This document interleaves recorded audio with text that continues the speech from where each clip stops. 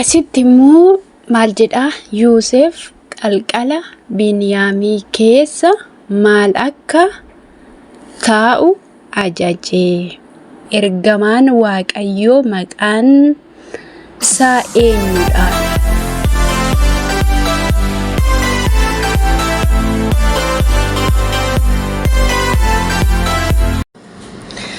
Nagaa Waaqayyo isiniif haa baay'atu. Hordoftoota yeroo mul'ata akkam jirtu nagaa keessanii ana obboleettiin keessan nagaa guutuu irraa hafaan qaba. Welcome baga nagaan uftanii guyyaa har'aa jechuudha. Yeroo mul'ata gaaffiif deebii macaafa qulqulluu gaaffii kutaa sadaffaasaa isinii qabatee dhufee jira.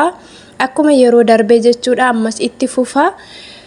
Macaaficha haa hubataniif sammuu isaanii banee jedha sagalee Waaqayyo. Kanaaf warri sammuun keessan baname warri Waaqayyo isin gargaaree nu waliin turuu keessaniif hordofuu keessaniif galatooma. Akkasuma obboloota keessaniif sheerii godhaadha.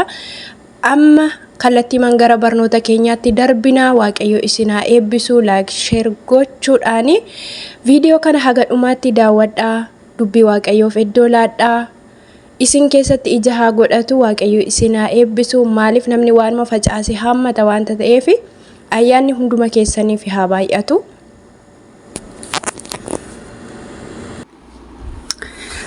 Gaaffiin kun immoo akka jedha, Gooliyaadiin kan ajjeese eenyudha? Akkasumatti sammuu keessan keessatti akka daftanii deebistanii nan beeka. Namootatti haaraa ta'us jiraachuu mala. Meegaa walumaan ilaala deebicha. Gooliyaadiin kan ajjeese A. Daawit, B. Simsoon, C. Yoonaataa, D. Saa'ol. Gooliyaadiin kan ajjeese Daawitidha. Mee boqonnaa maal keessa akka argannu waliin ilaalla. Tokkoffaa Saamu'eel boqonnaa 17 lakkoofsa 51 irraa argachuu dandeessu. Gaaffii itti aanu akkas jedha. Ergamootni fi duuka buutonni Gooftaa guyyaa ayyaana maal jedhamu kan isaan hafuura qulqulluun guutaman. Ergamoonni fi duuka buutonni Gooftaa guyyaa ayyaana maal jedhamu kan isaan hafuura qulqulluun guutaman. A. Guyyaa ayyaana cuuphaa. B.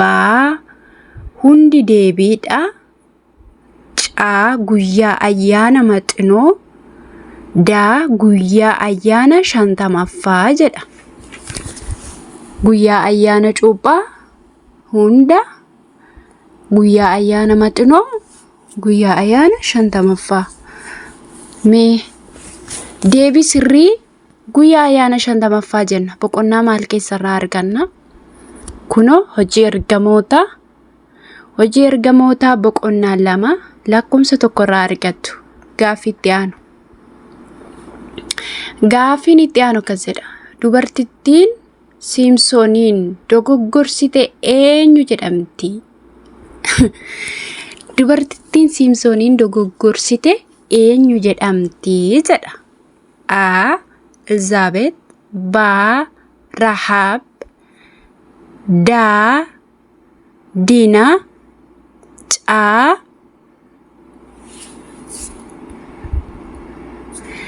Diliilaa. Dubartittiin Saamsooniin gowwoomsite akka macaafa qulqulluutti ishee rifeensa mataa isaa irraa murtee bal'inaan argachuu dandeessu. Eega boqonnaa meeqarraatti akka argannu deebii isaa eega Diliilaadha. Mee boqonnaa meeqarraa arganna? Kunoo abboota firdii boqonnaa 16 guutuusaa yoo argattanii seenaa Simsoonii fi Diliilaa bal'inaan argattu jechuudha. Gaaffii itti aanu. Heroodis jarreen ogeessotaa ofitti waamee yeroo maal mul'ate isaan irraa hubate? Heroodis jarreen ogeessotaa ofitti waamee yeroo maal mul'ate isaan irraa hubatee jedha. A. Aduu, B. Duumessa, C. Bokkaa, D. Urjii. deebii sirrii.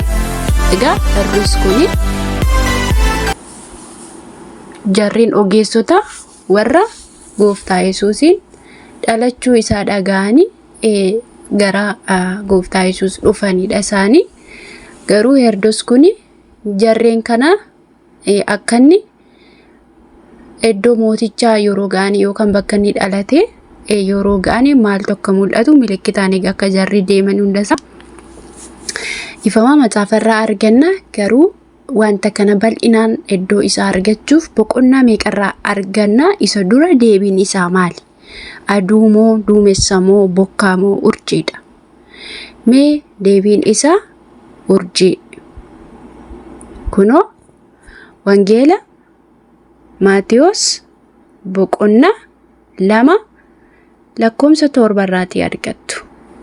Gaaffii itti aanu. Daawit mootichi Saa'oliif meeshaa maaliin taphachaa ture? Daawit mootichi Saa'oliif meeshaa maalii taphachaa ture jedha.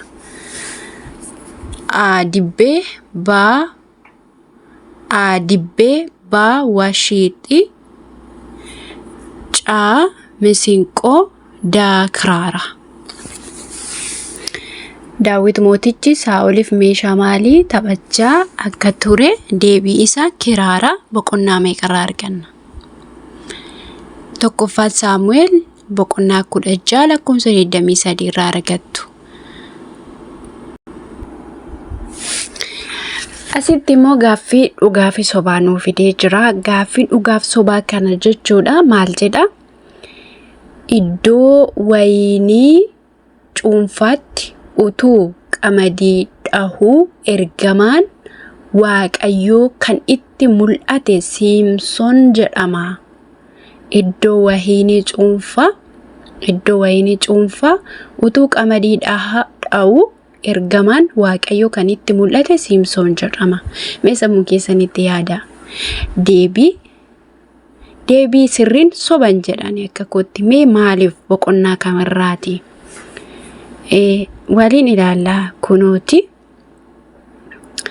abboota firdii boqonnaa 6:11 irraati Geediyoonidha. Egaa Geediyoonni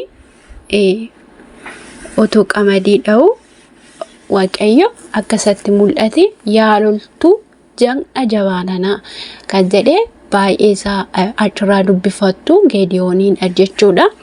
Mee itti aanni maal akka argannu waliin ilaalla. Gaaffii itti aanu. Yeroo bishaan badisaa markaba kan hojjete Loox jedhama. Yeroo bishaan badisaa markaba kan hojjete Loox jedhama. Ishee kana mee sammuutti qabadhaame. Namni markaba hojjete akka macaafa qulqulluutti Looxidha moo eenyudha? Deebii soba.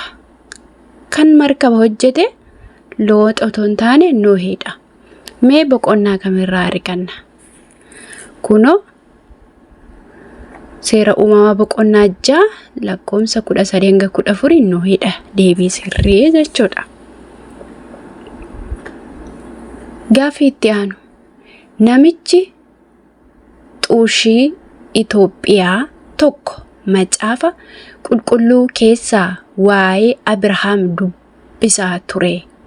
Namichi xuush Itoophiyaa tokko macaafa qulqulluu keessaa waa'ee Abrahaam dubbisaa ture jedha.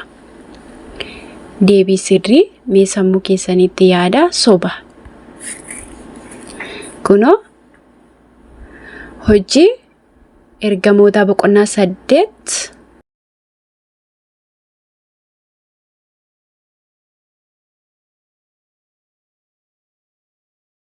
Waaqa biraa ergamee gara durba Maariyaamiitti dhufee kan itti hime ergamaa Waaqayyoo maqaan isaa eenyudha jedha. A ergamaa Garbeelii, B ergamaa Mikaa'el, C ergamaa Suraafel, D ergamaa Kiruubel. Egaa deebii keessan mi as keessatti yaada keessaniin itti tilmaamaadha. Deebii sirrii A ergamaa garbeeleedha. Wangeela Luqaas boqonnaa 1:23 irraa wal bira qabdanii ilaalachuu dandeessu.